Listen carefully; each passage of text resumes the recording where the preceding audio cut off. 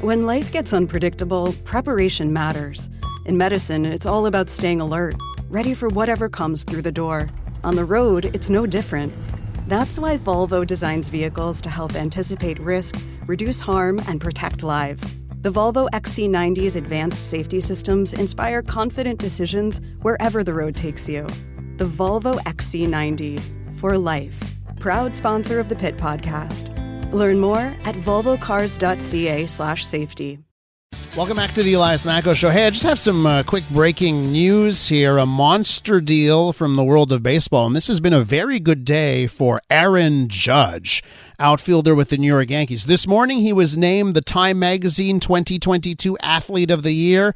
And just a few moments ago, the news out that he has signed a $360 million deal, 9-year deal with the New York Yankees, so he'll make about $40 million a year for the next 9 seasons. It is the largest deal ever signed by a free agent in Major League Baseball. Okay, let's bring you an update here on a restaurant we told you about a few weeks back. Restaurant Nilufar. And boy, this is a restaurant that is beloved by those who have been clients of the restaurant over the last 30 years. And a few weeks ago, we told you the story that the restaurant sort of found out on the internet. They found out through text messages, hey, the restaurant's up for rent. What's the deal? And at the time, we spoke with Nilufar Al Shourbaji, and the restaurant was named after her by her parents many, many years ago. She currently runs the restaurant. Her parents have owned it for 28 years, and she's back on with us to give us an update. Nilufar, welcome back to the program. Thank you for having me on again. So, since the last time we spoke, now we've got some definitive news, and I guess it's not good news for fans of the restaurant. Well, what's the update? We have officially announced that we will be closing our doors to the public on December 16th, which is next Friday. And is this a definitive, we're closing down, never coming back, or fingers crossed, you never know in the future? Just how final is this decision? Look, I get this question a lot, and I have to just reiterate that it is so new. The way we found out, as you know, it was such a shock. I can't make any definitive decisions. I have no idea what's to be happening in the future, but for now, we won't be opening a restaurant, but who knows what will happen in the future. Now, I've seen some various reporting on this story because let me tell you something. I mean, you don't just have to go to the Google reviews or the Yelp reviews to find out how loved this restaurant is, right? And since then, there's been various reporting on your restaurant. And I've heard the landlord of the building say, you know what, we actually did give them options. We actually did present them with a couple of things where they could stay in the restaurant. What is the case there, Nilufar? Like, did the landlord, maybe it was a bad communication or broken telephone, that kind of thing? Did they make a good faith effort to keep you as tenants? So that is 100% untrue. All their claims are false. I found out from the internet.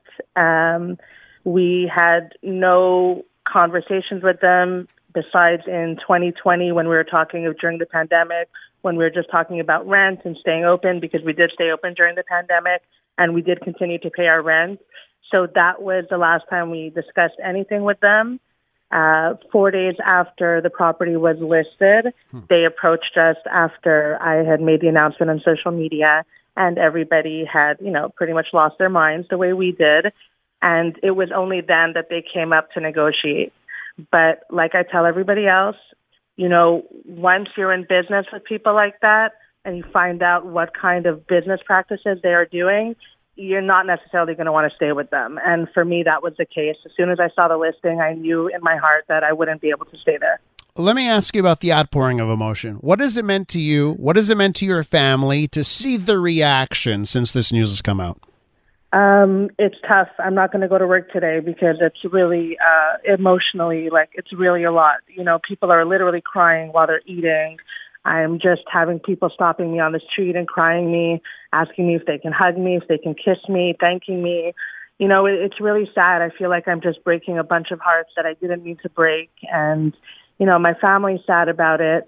I do believe in, everything happens for a reason, and there's going to be new beginnings. We're still doing our catering business. We'll still be making falafel royale. We're in almost 50 grocery stores.